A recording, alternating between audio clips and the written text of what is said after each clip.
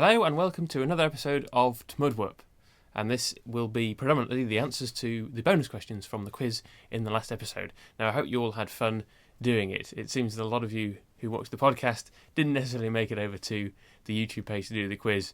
If you haven't and you want to have a go, please head over there now and don't watch the rest of this podcast until you have. But if you're here because you want to know the answers to all the bonus questions and who has won with the most correct answers, then stay around. So bonus question 1, that was related to the 3 pieces of music describing the Master in the show. Here's a little snatch of each. And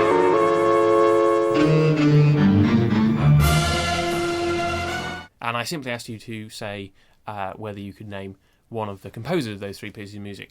Well, there was the Dudley Simpson theme for the Master, played by Roger Delgado back in the early days. There was a brief snatch there of the Master coming down some stairs in The Five Doctors by Peter Howell, and then that last was from the TV movie, which is credited to John Debney, Louis Fabray, and John Sponsler.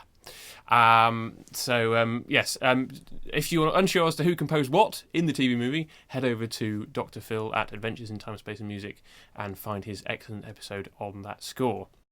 So question 2, that was related to the 4 pieces of music, one of which was the odd one out. It was the 3rd piece of these 4. Here's number 1. And number 2. Number 3. And number 4. And yes, the 3rd piece was a theme for the Sontarans from the 2 Doctors, and the other pieces were all for the Cybermen, from Revenge of the Cybermen, the new series Cybermen theme, and the Earthshock and Attack of the Cybermen theme. Bonus question 3 came off the back of Matt Smith's prowess in football, and was a question about which sport the 5th Doctor liked, which many of you know was, of course, cricket. Question 4, a lot trickier, this one. This was who performed the arrangement of Dudley Simpson's music for the Wirren.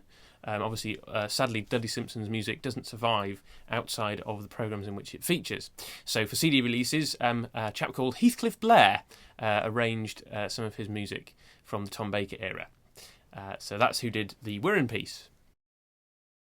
Question 5 was related to the Dalek extermination music from A Remembrance of the Daleks by Kev McCulloch, and the stuntman who famously gets blasted against the wall early on is Tip Tipping. Question 6, who did David Arnold compose his theme for? And the answer was Paul McGann in the Big Finish audios when he first joined the range. Question 7 related to the Geoffrey Bergen piece, and it was simply a question of what was being evoked during that music cue. And that comes from the very beginning of The Seeds of Doom, so the answer was Antarctica.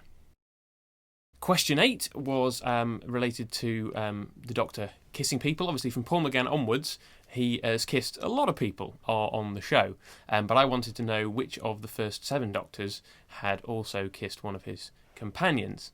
And the answer is Zoe in the War Games. The Doctor kisses her on the forehead as he's about to be led out and shot at the end of episode 1. And a couple of you emailed in to say that it was Nyssa, and I've just checked Terminus, and what happens when she leaves is that she kisses him on the cheek, not the other way around. So good try, guys, but not quite. Question 9, back to the new series here. One of those pieces describing a city was by Murray Gold, and I asked you to name which particular part of London it represented. And the answer, of course, is Westminster Bridge. Now, the final question related to the piece of pop music that Susan listens to in An Unearthly Child, and specifically what was significant about that piece of music in the history of Doctor Who. Now, a couple of you have emailed in to say that the band that performed that in the fictional world of the show was John Smith and the Common Men, and that is the Doctor's alias from later in the show. In fact, Jamie gives it to him in The Wheel in Space. However, the question was about what is significant about the piece of music, and what is significant about the piece of music is that it's the very first piece of music that's played in the show after the title sequence. There hadn't been any incidental music at that point, and this is the first music that we hear in Doctor Who's history. So thank you to all of you who took part in the quiz. I hope you enjoyed it. That was my intention, and hopefully those of you who didn't get all the questions right learnt a few things along the way. Now on to the winner of the quiz. 4 of you emailed me in a comprehensive list of answers to the bonus questions. And in reverse order, here we go. In 4th place, and you have to cut him a bit of slack here because he has just had his first child, is my brother John. And he emailed in with a list of answers.